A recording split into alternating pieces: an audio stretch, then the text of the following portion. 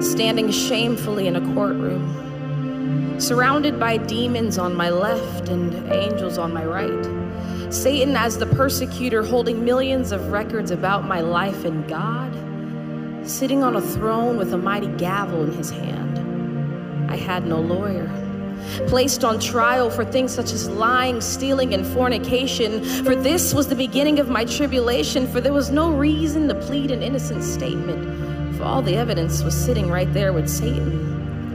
The demons smiled as tears rolled down the judge's eyes, for they clearly knew that now was the hour of my demise.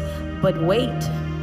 In came a light shining so bright that the demons smiling suddenly jumped with fright. And the man that walked in that night was none other than Jesus Christ.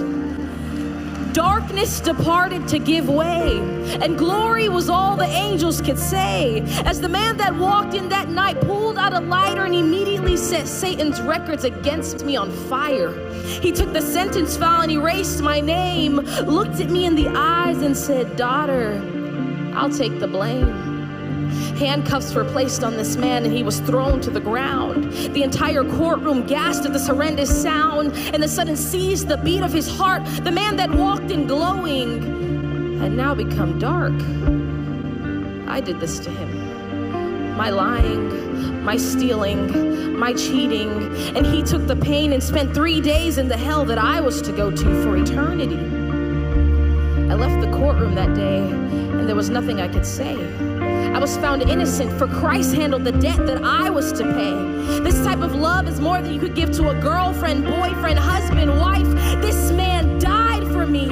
I owe him my life. And even though my life is not at all worth it, how could you ever trade preferent for perfect? See, I gave my life to Christ and suddenly picked up a mop. The lying, cursing, cheating, all that had to stop because my life had been bought. And it'd be a shame to sit there and do nothing but let it rot. I'm not perfect, and the will to sin hasn't completely diminished from my life. But I believe Jesus' word